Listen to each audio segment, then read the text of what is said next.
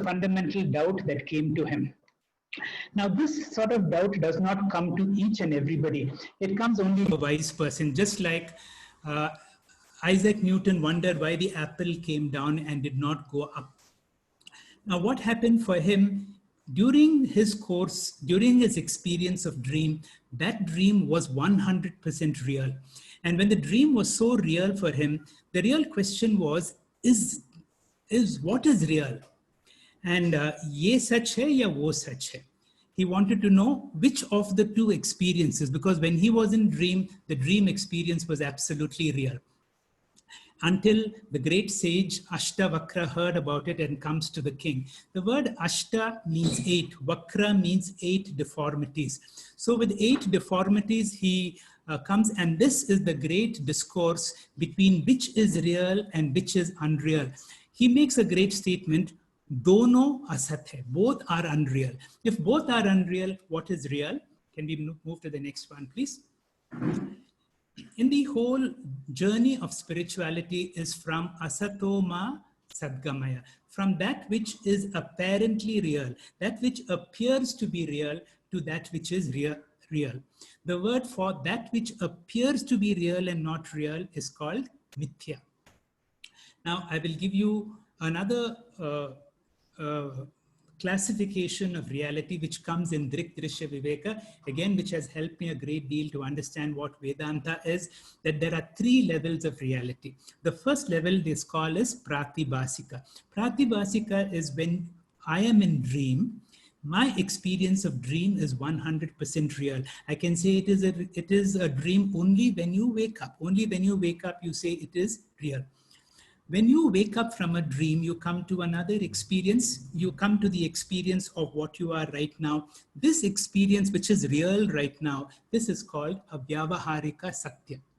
Those who have woken up, the realized masters say there is a higher level of reality. The term Paramarthika means the highest.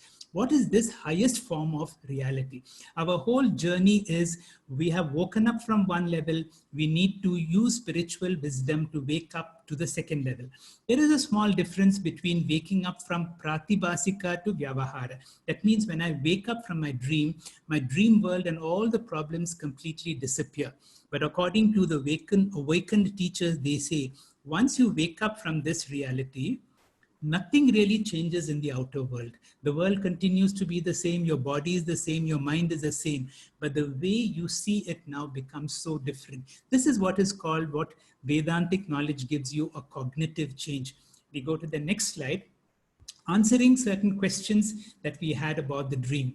All of us have dream experiences. When we wake up, we remember some aspects of our dream. That means there has been a witness who has observed that dream that is reporting to you when you become awake. According to Vedanta, what is there in all 3 periods of time? We live not in one world, but we live in 3 worlds, which we call in Tripura. This world, I'm awakened, I'm able to see all of you, so I am the witness of this world. When I am dreaming, I am the witness of my dream. And the next slide, please. When I am asleep, I know one thing, I slept well. That means there has been a witness in and through the waking dream and deep sleep. Vedanta says, inquire who is that. The term given for that is the Atma. The Atma, or the witnessing consciousness, is one who's been there when I'm awake, who's watching my dream, and the one who is there in my sleep also. We go to the next slide. The next slide is, I want you to look at your own picture when you are small. And as you observe that, and if you have multiple pictures over the years, you will see your body has undergone so much change, but the indweller, the one within the body, is never changing. So there is something in me that is always changing. That is my body, mind. There is something in me that has never changed. For example, we never feel we are getting old. Why? We refer to someone within us who never gets old. That reference point Vedantic teachers refer to as the Atma. Continuing, what we are going to speak today is about the peak experience. There is no experience more higher than this experience. The understanding of the Atma is like Gauri Shankar, or the like a Kailash Parikrama. Most of the speakers today are there in these pictures who are doing that Parikrama where the air is so refined. The topic now is going to be very, very refined. Kailash is also called Atmalinga. Now, before we enter into the next topic, I would just like you to sit in a comfortable position. Deepen your awareness of this moment. This is what I call an open eye meditation, because this is so important to become aware of what is the next topic. You can just move on to the next slide so that I don't want any distraction, any picture. We are here to understand something very central. What is this Atma which is there within me? I am aware of everything, but who is that awareness principle which is enlivening my body, which is making me aware? Allow your bodies to be so loose and relaxed. Become very sensitive to your breathing and become aware of the witness who is watching your breathing, who is watching your body. To speak to you more about Atma, I would request Ullas to speak. Ullas is currently the marketing and the finance chief of a startup.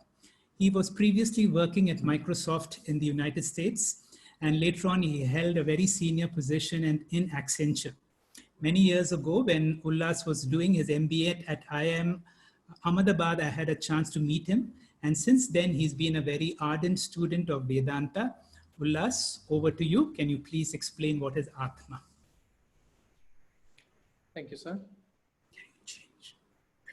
Since the beginning, whether we are young, old, man or woman, Indian or American, or whatever our characteristics have been, we have always sought these three things, which we'll see in the next slide, are peace, security, and happiness. It is not that we have not tried, but it has never been anybody's claim that they have always got this 100% correct. Then what is it that is missing? And what can I do to actually get that? Vedanta is the only one that promises that you can get boundless, limitless peace, security, and happiness. And how do we do that? There is a very simple way. It is hard also as well as simple also. By really, truly knowing who I am. What is our real self? As sir said, this is the highest form of reality. Once we know that, we will achieve that liberation. So how can I get that? There is one path which is called Jnana Yoga. There are so many other paths, but mainly those paths are just a preparation for this particular path, which is knowing about the self. Ramana Maharshi has also said, this is the only direct path of knowing about the self. We saw that Mumukshutvam was the highest qualification to get moksha. Once you are become a mumukshu, now here we are told to inquire about self. So the first stage is becoming mumukshu, then you have to become jigyasu. How do I do the jigyasa? Let's do a little bit of an analysis. We have seen in Keno Upanishad also a very bright student asks his teacher that I see in my experience or in my teaching that this body is pretty much inert. It's very jadam. But my experience is otherwise. I can feel the hot temperature. I can understand that there is a mosquito biting in my leg. How are these two things to reconcile? He asks, Keneshitam patati preshitam manah kena. What is it that is enlivening my sense organs? Kau devo yunakti. What is that principle? What is that devaha? So the body does not by itself has consciousness. So it must have really borrowed it. Just like how moonlight is borrowed from sunlight. It does not have its own. Even if you see in this picture, there is only difference between the statue and the real person is that the real person has that principle working on it, but the statue does not. In the next slide, we see that moon has just borrowed its light from sun. It does not have its own. It is agantuk chaitanya, whereas sun is natural consciousness. Now let us understand what this consciousness is. We'll have to understand its features. In the next slide, we see that consciousness There are so many questions that we as seekers have. And this particular slide, the next one, will resolve many of those questions. That consciousness is not a part, product, or property of the body. Many times we feel whether the consciousness has come out of the body or the body has come out of consciousness, what is their relation, etc. So these features will answer that. It is not a part, product, or property of the body. Now, how do I understand it? It is a little difficult to fathom that. Let's take an example, and please understand that all examples have their limitations.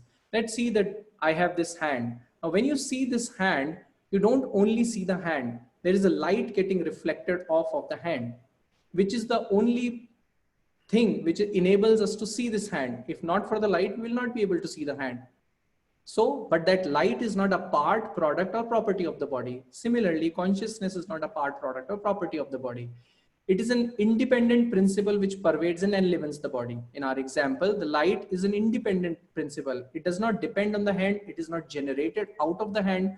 It is the only thing which is illumining everything irrespective of anything. This is the only thing which illumines the hand also. It is not limited by the boundaries of the body. It is in and around the hand. It is not only on the hand. So consciousness in the same way is not only in the body, it is in and around, it is everywhere. If anything, body is inside the consciousness. Consciousness survives even after the fall of the body. This again will answer a lot of our questions. If I remove this hand, it's not that the light has gone. It's similarly, if the body falls, it is not that the consciousness has gone anywhere. Consciousness is still very much there, just like how the light is there. It is just that the surviving pure consciousness is not accessible to anyone because there is no medium for it to manifest. Just like if I don't have the hand, you cannot see that there is something called light. If I bring another object or another object, then you can perceive that yes, there is something called light. But it is not that the light is not there. This is a very important principle of Vedanta. Now having understood consciousness, let us understand what is Atma. Just like a man can be called as father, husband, or a son in different contexts, the same thing, consciousness, which is called Chetana or Atma or spirit, or there are so many different words. These are all the same things in different contexts. They're called different. So now Atma, as we said, like self-inquiry. This is the inquiry about self, which is my Atma. What are the features of this Atma? One, it is of the nature of consciousness that we saw in the last slide. All the things that are applicable there are here. It's an independent entity. As we saw, everything is illumined or enlivened by this light. The matter is not producing it, or it does not have its own consciousness, but consciousness is not dependent on anything else for producing consciousness. It is by itself, the self by itself is conscious. All the attributes, let's take another example of bulb and filament and electricity. The electricity principle is the one that we are comparing to Atma here. Electricity principle is not having any attributes. All the attributes belong to the bulb. It's a big bulb, small bulb, yellow, white. All these attributes just belong to the bulb. It has nothing to do with electricity. It is illumining all of them all together in the same way. It does not differentiate. It does not have its own attributes. Fourth and fifth are eternal and all-pervading. Time and space are only dimensions to explain material world. Consciousness, Atma, self is beyond all these parameters because it is not matter. It is a different way of saying that it is available all the time. It is available all the places, but actually it is beyond time and space. How we can understand it is, for example, gravity. It is beyond time and space. It is available all the time. It is available everywhere. It is non-dual. There is only one thing in the entire world which does not have a duplicate, which is Atma. Everything can be replicated. There are eminent scientists also which have observed the same thing. Now, these are not the only 6 features of Atma. In the next slide, we have another subset of so many features. Features itself is a misnomer here because Atma, we have said, does not have any features. But just to understand something, we need to start by talking about, oh, it does not have that, oh, it does not have attributes. It's the Sakshi Chaitanya, it is Anant, it is Abhokta, it is Akarta, all those different things. It is Asanga, it is like a movie screen. We will see all these things in subsequent lessons. Thank you, sir. Thank you very much, Ullas, for your attempt to give us an idea of the real self, Atma, and sometimes we confuse ourselves with something beyond Atma. In Vedanta, One of the methods of teaching Vedanta is through stories. And there is one story which has survived for centuries. This story about the 10th man. This is the 10th man story, which has been used extensively in Vedanta. There was a great Acharya in Sringeri called Vidyaranya Swami. And Vidyaranya Swami has analyzed this story in great detail in his Panchadashi. This story looks very silly, but it helps you to introduce yourself. It helps you to know your search should be not outside of you. This is a story of a certain guru who had 10 students, and these 10 students took permission to wade across the river to go for some festivities on the other bank of the river. When they were going across, the level of the water was very shallow, they could easily cross. But when they were coming back, the level of the water was very high, and they were wondering how they could cross. They held on to each other, but as the water became as the level became more deeper, they decided they had to swim, and the leader warned everybody. He was a good swimmer. He swam across. He reached the shore on the other side, and he was waiting for each one to come. He counted 1, 2, 3, 4 until he found 9 persons. And in his anxiety, he could not count himself. He counted himself out, and he did not find the 10th person. Any number of countings, in his state of anxiety, he could count only 9. And he reported to his teacher who was there watching all this. And he said very sorrowfully, Dashamaha Nasti. The 10th man is missing. The teacher who's looking at it very comfortably says, Dashamaha Asti. The 10th man is there. The boy very reassuringly looks at the teacher and says, who is the 10th man? And then the teacher gives him, can we go to the next slide, please? A Mahavakya. Next again. And this is a Mahavakya. We can go back. The Mahavakya is just this. Please go back. The Mahavakya is Tat Tvam Asi. Tat Tvam Asi is a Mahavakya. Mahavakya means a great statement in the Upanishad. It comes in the Chandogya Upanishad, where the teacher tells the son, the one that you are looking for is none other than you. The seeker is none other than the sought. You are that, Purnamada, Purnamidam. This distinction between Atma and Anatma, next slide please, is critical in understanding Vedanta. Because we are not able to be very clear what is Atma and what is Anatma, we have all the sufferings.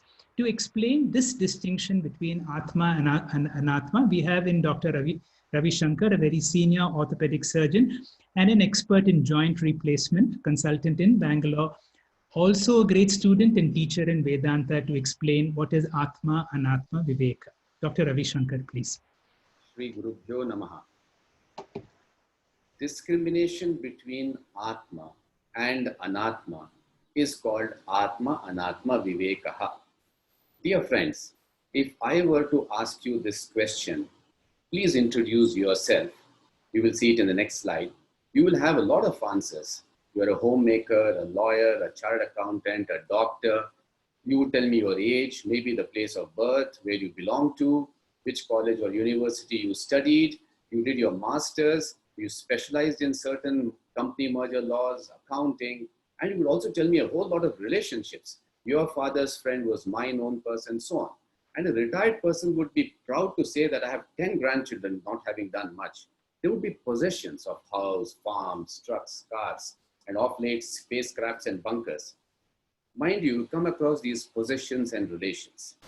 Now, dear Vedantins, you're all Tivra Mumukshus, and you have done Shravana, Manana, and you're doing Nididhyasana. And you will now see in the next slide. If I ask you the same question, please introduce yourself. You would do it with a lot of understanding and with intense conviction and say, Aham Brahmasmi. That would be your answer. Tilak, Bal Gangadhar Tilak said, Swaraj is my birthright and I shall have it. And this he said in 1916, way back, as a political statement. But the word Swaraj comes from Swarajyam, which is a word from Rig Veda. And it says, and it means the ultimate self-realization. We go to the next one. So what is Atma and what is Anatma? Why should we differentiate between them? You will understand that Atma is not something that we can hold and say that just explain it to me. And so we need to have this neti neti, na iti as a method of discrimination. We go back to the same thread that we left in the last class on Friday, and we go to Panchakosha Viveka. You will see in the next slide that you have understood the Annamaya Kosha very well. You have understood the Pranamaya Kosha very well. But you know that you are not the Annamaya Kosha. You have understood that you are not the Pranamaya Kosha. You know the mind and the intellect. You know the Manomaya and the Vijnanamaya Kosha. But you also know that you are neither of them. Now, you have also understood the Anandamaya Kosha. You have experienced it. But you still know that all this falls into the realms of insentiency. It is Jada. And so it is not Atma. It is all Anatma. Now, what is Atma? It is the sentient, all-pervasive, all-pervading in and through principle. We go to the next slide, and I want to introduce another very nice prakriya in Vedanta. This is how you train your mind, and you use the material, Anatma, which is Jada, to claim the non-material Atma, which is the Chaitanya or the pure consciousness. And this is called as the Drik Drishya Vivekaha. In the next slide, you will see a nice picture, a little confusing to start with, but this was the visual pathway that was taught to us in the medical school. Not very difficult for you to understand. If there's an object, the eye see it, and then there's an image which forms on it, and then that is understood by the mind, and it is further discriminated and understood by the intellect till the brain visualizes an object. And that is how the visual pathway was taught to us. Now let's look at it from a little different way. Our teacher, who is an excellent specialist in neurosciences, Dr. Timur Hegde sir, and who is also a teacher of Vedanta, tells us that where neurology ends, Vedanta begins. So now let's look at this from a slightly different angle. Now there is an object, and you have the eyes. The object is seen, the eyes are the seer. You go a step higher. The image in the eyes is now seen, but the mind is the seer. The mind has understood, but it is not discriminated. So the intellect is now seeing the mind. So the mind is seen and the intellect is the seer. This is a process of understanding which is a little subtle and it is not difficult for you to understand and is called as Drik Drishya Vivekaha. The seer is Drik, the seen is the Drishya. Mind you, and please understand that the observer is not the observed. I repeat, the observer is not the observed. Now, sometimes we imagine that the mind knows everything, but we also have a very nice statement. The eyes do not see what the mind does not know. You have been explained the Atma Swarupa so well. It would have been so nice to say, can you describe a bull? And then somebody would hold the bull by the horn and say, this is the horn, this is the bull, that's the tail, and so on. There is no way that this can be done for the Atma Swarupa. That would have been a Swarupa Lakshana. But now we have to analyze and imagine and understand the Atma Swarupa only by the witness of thoughts, which is called as Tathastha Lakshana. We move on to the next slide. You see a child, and a small child, a bundle of joy, pure happiness, absolutely not bothered about the social circumstances and the social environment.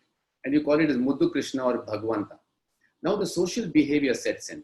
There are likes and dislikes, there are mannerisms, and slowly there are things that they don't like. You start not calling them as Bhagwanta anymore. A sculpture works on a rock of marble and over a period of time makes a beautiful sculpture with a name on it. Now a teacher has the parents coming to them and saying, I'm sending my ward to you. Please tell me about the marks and the grades. And the teacher says, it's not only me who is teaching. I'm not the only sculptor. You have parents at home, grandparents, there's a social environment. And so the mind is being conditioned. The child's mind is being conditioned. We oftentimes remember that we have to chisel and condition our own mind.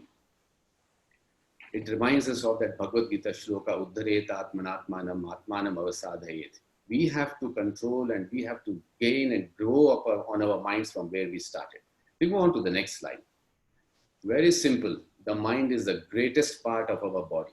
if we put it on the pivot of a balance and you allow the mind to get stuck with the body, all the koshas, you form the body-mind complex. And this is samsara, and this is of a much lower order. Now, dear Vedantins, if you allow the same subtle body or the antahkarana to get attached to this principle of witness, which is a higher self, you are into the realms of Vedanta and you are understanding the Atma in a much better way. Shri Guru Bhyo Namah. Thank you very much, Dr. Ravi Shankar, for giving a nice explanation between Atma and Anatma. Our teacher, Swami Paramarthananda, has given a very nice example for our human life called MBBS. Our day-to-day life can be, he says, is MBBS. So repetitive, it becomes, M stands for meaningless, burdensome, boring, struggle. Now, this is a cartoon of our life where each of us are like the batsman, and we are surrounded by a very hostile environment of the world around you, all trying to hurl you and trying to get you out. And that is what we call as the Jagat. The individual is called the Jiva. The people around you who are antagonistic to you is the world around you, the Jagat. And there is seemingly an indifferent person with whom you appeal to. And if you make a mistake, he declares you out. Our whole job is to be able to survive this. Vedanta says, can you take your life not seriously, but sincerely? How do you do that? If I identify myself as a limited body-mind complex, the world around me becomes real, the problems become real. But Vedanta helps you to identify that the real me is not this body-mind complex, but something else. I have something of the divine in me. And that is the shift from what is called the triangular format. The triangular format is Jiva, Jagat, Ishvara. We have to shift from the triangular format to the binary format. The binary format is extremely difficult to understand, difficult to believe. I will try. Keep your mind open. Before we go, we just can go to the next slide.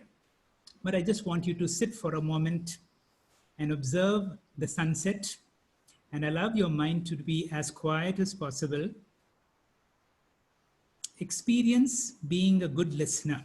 Stephen Covey calls this 3-person listening. A good listener is a 3-person listening. A 3-person listening is, I am speaking, you are listening not just for yourself, but you are listening as a potential teacher. And if you are listening from that, your potential is going to be much, much more powerful. You may be able to explain these Vedantic terminology, how to shift from what we call the triangular format, where I am persecuted by the world and I appeal to God for salvation, to what is called the binary format, where I understand my real nature is, if I can go to the next slide, when you move from Asato Ma Sadgamaya, Swamiji calls it from MBBS to MJBS. What is MJBS? Mithya Jagat Brahma Satya. Once I realize my true nature, that I am Brahman, suddenly the whole world is reduced to mithya or to reduced to appearances. When somebody tells you that the world is mithya, it is an appearance. It is not as real as you think. You will begin to say, you are a fool, I can't believe you, because this is contrary to my experience. I want you to look back to a few centuries ago when Copernicus first said that this is not a geocentric universe. It is not that the sun sets or the sun rise. Although we see the sun setting and the sun rising, my experience is the sun setting and the sun rising. The reality is the other way around. It is the rotation of the earth which gives me a false impression of sunset and sunrise. We see that all the time. We are sitting in a stationary train. The train next to you is moving. We have a sensation of movement. So often you've been driving on a hot road and you see shimmering water when there is no water. Now, Vedanta will tell you, if you have to move to the next level of reality, you have to understand who is your real nature. To understand that, Swami Param has given certain fundamental laws. Swami Paramarthananda is very clear about these laws, which are called the fundamental laws of Vedanta. To explain this, I will request Dr. Anupama. Dr. Anupama runs a hospital in Bangalore and is a rare combination of an anesthesiologist and an obstetrician. and an ardent student of Vedanta. Can you explain what are these fundamental laws of Vedanta, Dr. Anupama? Shri Gurubhyo Namaha. The fundamental laws of Vedanta. First, I am different from whatever I experience. Second, all the attributes that I experience belong to the experienced objects and not me, the subject, the experiencer, the Atma. For example, I experience the world, I'm not the world. I experience my body, I'm not the body. I experience my mind, I'm not the mind. My ego appears to be the very locus of my being, and I intimately experience it. So I'm not my ego. Then, who am I? I am that which illumines the ego, the mind, the body, and the world. The unchanging witness, Sakshi, the Atma. When I violate the first law, I identify with my body-mind complex. This is the genesis of the ego, the ahankara, I am.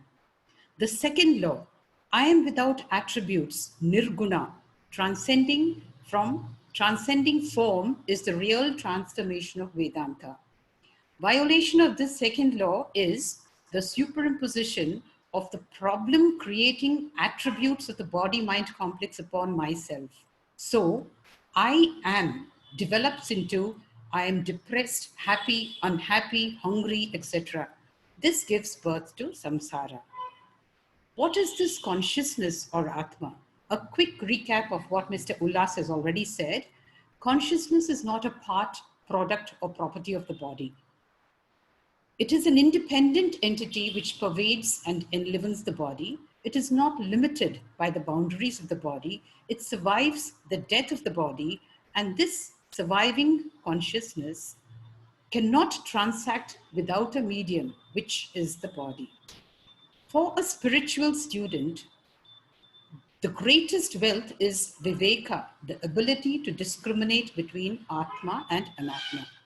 Mistaking the Anatma for Atma is called ajnana or self-ignorance. Correction of this error, that is, realizing that I'm not this body-mind complex, would release me from the bondage of time, space, and attributes and give me a sense of Ananta or moksha. The glory of Atma, Anatma, Viveka is conveyed through a metaphor from Viveka Chudamani by Adi Shankaracharya. Here, he compares the entire Anatma Prapancha, the world, to a desert land, and all the Jivatmas, we the human beings, are compared to the travelers in the desert. Our problems as samsaris are the tapatrayas called the Adhyatmika, Adi Bhautika, and Adi Dhaivika. This is compared to the scorching heat of the desert sun, the tapa. Our futile search for peace, security, and happiness from this apurna, anatma, mithya world is equivalent to the weary, thirsty traveler's search for water in a dry desert. The pseudo or time-bound joy, the Vishayananda, which the Ajnani experiences through materialistic acquisitions, is comparable to the delusional joy that this traveler experiences when he sees a mirage. All our worldly possessions are as virtual or mithya as a mirage. Just as deserts have an oasis with a spring of fresh water, in this creation, there is only one source of real peace, the Atma. The guiding words of a well-wisher, which lead this weary traveler to the oasis, is comparable to the knowledge of the scriptures given by a guru to a seeker. It is this Guru Shastra Upadesha which takes the Ajnani and makes him realize that he is the Atma and not the Anatma. This is the Drik, Drishya, Viveka. Drik meaning the seer Atma, Drishya the seen Anatma, and Viveka the discrimination between the two. Therefore, every individual is a mixture of Atma and Anatma. What is the difference? Anatma is changing, finite, samsari, karta bhokta, subject to papa punya, travels from loka to loka, and is never free of problems. Whereas the Atma is unchanging, infinite, a samsari, a karta, a bhokta, in short, the witness sakshi. But there is no physical distance between the two. Anatma's existence is borrowed from Atma. Then, why do we suffer samsara? Ajnana, or ignorance of Sakshi, and identification with the Ahankara part alone, as though it is the real I. An error in Atma Anatma Viveka is the cause of our struggle. We have to train our minds to claim this Atma, the Sakshi, as the real I, and the Ahankara as the incidental Vyavaharika I, and assign it roles to play in this world. For, after all the world's a stage. Claiming this Sakshi or Atma is the aim of Vedanta. Thank you. Thank you very much, Dr. Anupama, for giving us a very clear understanding between what are these fundamental laws and why do we have a problem when we are not able to make a mixture between Atma and Anatma. Can we please proceed to the next slides, please, and the next one, and the next one, and the next one, please. Now, when you're watching a picture of Sri Dakshinamurti or you see a picture of Nataraja, remember Dakshinamurti and Nataraja all the time keep their right leg on something which is called apasmara. Apasmara is if we forget what we have been taught in the last lecture. If we make a distinction that if I identify with my body-mind complex, then samsara is born. You will see when you are fast asleep, you experience Purnatvam, there is no problem whatsoever. The moment we wake up, we identify with this body-mind, and the moment you identify with the body-mind, all the limitations of the body-mind come into being, and you realize you are in this world, in samsara and suffering. Dakshinamurti reminds you your true nature. You are the Atma. The Anatma is only a medium through which you interact. So always keep the Anatma under your check. The next one, please. To explain about this, why are we forgetful? Why are we not able to realize our true nature is all because of the influence of Maya. We have in Radha Muralidharan, ardent Devi Upasaka and one who's skilled and initiated into the process of Sri Vidya Upasaka. Radha, will you explain about the mystery of Maya? Sri Matre Namaha. Maya is that which is not. So how does one explain Maya? Very difficult. And also with the given time given to me, we can go on talking about Maya, but it is not possible in such a short span of time. So without using much of the Sanskrit words, I will try to explain it in a very simple way. And if I confuse you further, we'll blame it on Maya anyway. Unless and until Maya loosens her grip, it is not possible to know the truth. And so this is so essential to know about Maya. Let me tell you a very interesting story. This is between sage Narada and Sri Krishna. Let's say they were doing walk the talk, and Narada asked Krishna, what is this Maya all about? And Krishna repeatedly warns him, says, Narada, please don't ask for Maya. You are going to ask for trouble. And on insisting of Narada, Krishna agrees and he says, okay, go get me a glass of water. And after that, I will throw some light on Maya. Now Narada goes looking for water and he finds a water body somewhere nearby. And there he also finds a beautiful lady who has come to fill her pot.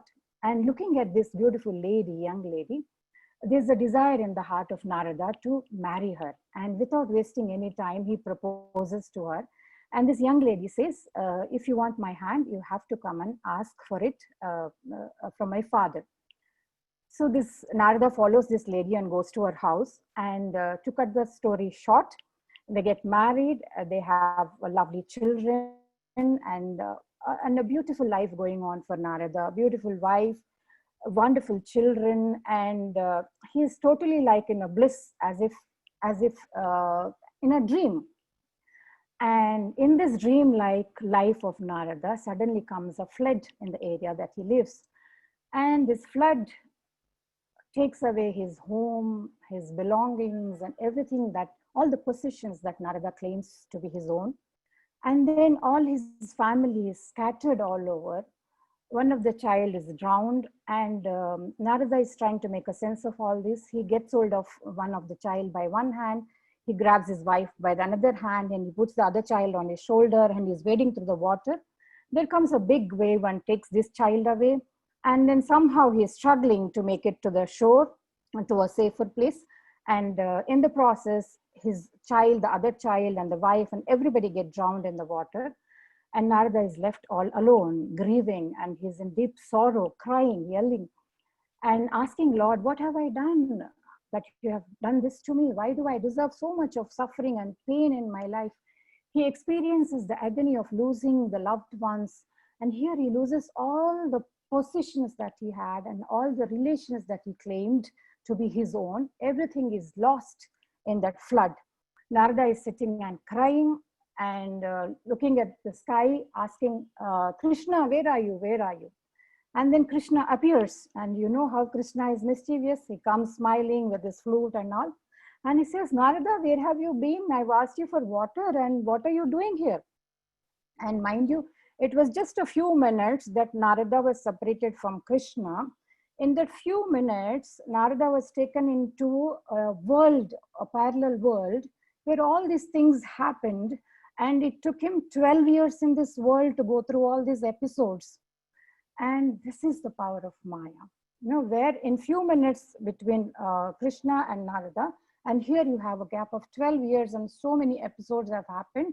And this Narada, who is a Jnani, is sitting and crying for his wife and children and property. Now, well, I don't have powers like Krishna has to create a situation for you all and to give you a taste of Maya. And of course, it is not even essential, because all of us are products of Maya, and we are very much in the domain of Maya. Just like a sleeping person, he's not aware while he's sleeping that he's sleeping. Only on waking up, he realizes that he was sleeping. So is it with Maya in this world. Now, all the speakers before me have beautifully spoken about what is Brahman or consciousness. Now, this Maya is exactly opposite to that. She has attributes, she undergoes modifications, and she is very much dependent on the conscious principle for her existence. Now, if you look at the pictures of Kali and Lalita, Kali is always standing on Shiva, and Lalita is always sitting on Sadashiva. Now, what does this mean? That consciousness is the base, the support for the Shakti to function in this world. And if we understand this point, we can understand a little bit of Maya. If we go to the next slide. God has the slide previous slide. God has many divine powers, like the power of action. He has the power of almightiness. He has power of knowledge, and he has power of spiritual energy, power of spiritual energy. All this material energy and spiritual energy makes up the Maya part of the Lord. And Maya is none other than one of the Shaktis of the Almighty Lord. Now, just like a dream appears, so does the world appear to be because of Maya. Now, all the contents in my dream manifest as I'm dreaming, and when I wake up, they unmanifest back into me. Similarly, the world manifests and unmanifests because of the power of Maya. Now, how does this Maya delude us?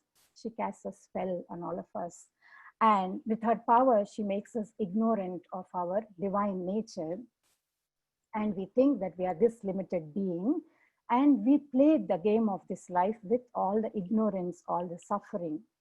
But we move to the next, this slide. But if she loosens a little bit in our life, we go to the previous slide. If she loosens a little bit in our life, then the whole scenario changes, and the same game that we are playing of life, we play with awareness and we play it with joy, and we know that this is the Leela of the Almighty God, like the Krishna Leela, Rama Leela. we will enjoy this Leela. Now, what are the tools with which the Maya works? If you look at a magician, he has a hat, he puts something into the hat and then covers the hat, and he brings out a rabbit or a parrot or something from that. Similarly, Maya has got an Avarana Shakti, which means she will hide or put a veil on the truth or the Brahman, and then she will project the whole world with her Vikshepa Shakti, that is a projecting Shakti that she has got. Now, I will not touch upon the 5 senses because it is a huge topic and we don't have so much time. So we just move to the next slide. Now, is there a way out of all these things? Yes. There are 2 aspects of Maya. One is the Avidya Maya and one is the Vidya Maya. Avidya Maya is incomplete knowledge. She takes you into the world. But when you take refuge in Vidya Maya, and what is this Vidya Maya? Vidya Maya is knowledge, it is love, it is faith, it is devotion, and it is satsangs like this where we share on this platform the knowledge. And through this knowledge, we can go back to the truth. Ramakrishna Paramahamsa gives a beautiful example to illustrate this. He says, when we have a thorn stuck in our foot, we take another thorn, remove the thorn, and we'll throw both the thorns out. I hope I made some sense in explaining this. Thank you so much. Over to you, Dr. Hegde. Thank you, Radha. Can we just go back 1 or 2 slides? This is the whole, these are the 2 examples in Vedanta, standard examples called the rope snake, which is very similar to what Radha has been speaking about, what is called the Avarana Shakti and the Vikshepa Shakti. Avarana means I know something is there, but I do not know what it is. That means I have half knowledge. And when I have half knowledge, next one please, my mind is very good in projecting. And because the light is not there, I begin to project something terrible. Now, the whole problem of humanity, if there is one diagnosis is, if I can go to the next slide, and that is, I do not know who I am. I do not know my real nature. I do not know that I am Atma. When I do not know what I am, I project myself to be a limited body-mind complex. And because of this projection, I have a whole lot of suffering. All these will be dealt with in the next class. Once this error is understood, once I correct this error that I am not this limited body-mind complex, but that Atma, that consciousness using this body-mind complex, then what happens? Suffering disappears at once. We go to the next slide. All this, whatever we have taught, every teacher teaches the same thing. They say we are asleep to our real nature. All the teachers say, wake up. And the next one, Adi Shankara, Bhagwan Ramana says, Naham Deham. Don't identify yourself with the body-mind complex. On inquiry, you discover that you are the divine using this body-mind complex. The next one, please. The great Adi Shankara says, Mano Buddhi Hankara Chittani Naham. I am none of these. Then who am I? Chidananda Rupa Shivoham Shivoham. Continue. As you proceed, you will see all this knowledge has just come. It has just been assimilated to us like a seed. But it is, unless you nurture the seed, it is not going to grow.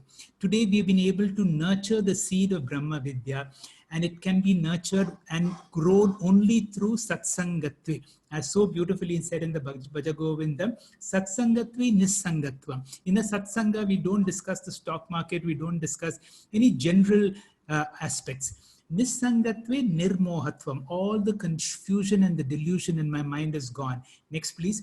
When there is no confusion in my mind, nischala tattvam. The mind becomes a mirror. The mind becomes clear. Then I'm able to see the reality within me.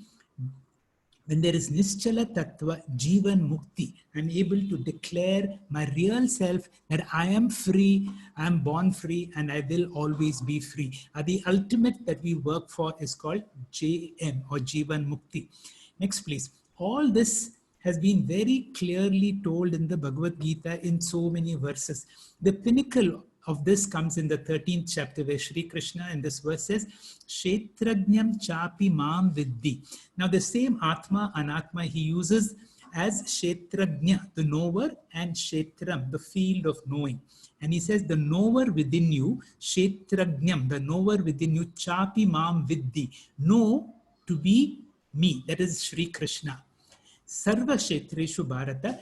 This distinction between Kshetra and Kshetrajna, this distinction between Drik and Drishyam, between Atma and Anatma, he says, Kshetrajnor Jnanam, Yat Jnanam Matam Mama. In my opinion, this knowledge is the only knowledge. If you have this knowledge, you have everything. The next slide, please. We owe so much, the next slide, please. We owe so much to our gurus who have brought this very profound knowledge. And this Sunday happens to be Guru Purnima. Toward the end, Venkatesh will announce that we have a special program on Guru Purnima day, same time on Sunday evening, where we make a little thanksgiving to the Guru. And on that day, I will take a chance to introduce you to the Upanishads. It is not our regular Friday class, but it is an invitation for you to join the way we give thanksgiving to the Guru, and also the day when we will enter into the world of the Upanishads, because it is said never before and never after has human consciousness attained to such Himalayan heights. The next slide, please. Om Purnamada Purnamidam Purnat Purnamudachyate Purnasya Purnamadaya Purnameva Vishishyate. Om Shanti Shanti Shanti. Om Sarve Bhavantu Sukhinaha Sarve Santu Niramayaha Sarve Bhadrani Pashyantu Ma Kaschid Dukkha Bhag Bhavet. Om Shanti Shanti Shanti.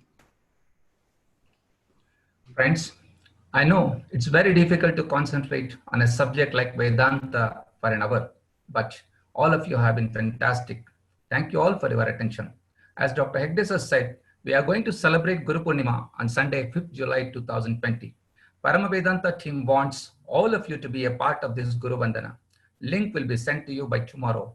Let's all offer our pranams to all the Gurus in our life from whom we have learned something. As Kavi Sarvatna says, Akshara Matram Kalisiddhatam Guru.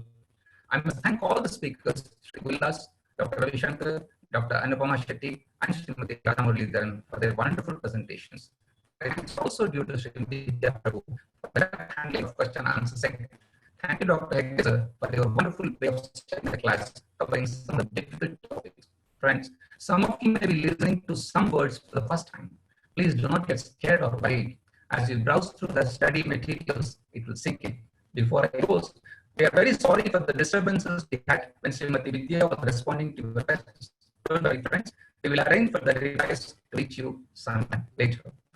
Options have been enabled. Please make use of it to type your questions, which we'll address in our next class. For now, good night to many of you, and wishing all of us a very bright day. Looking forward to meet you on Sunday, same time. Please log in before 6:45 p.m. local time. Thank you once again. Hari Om.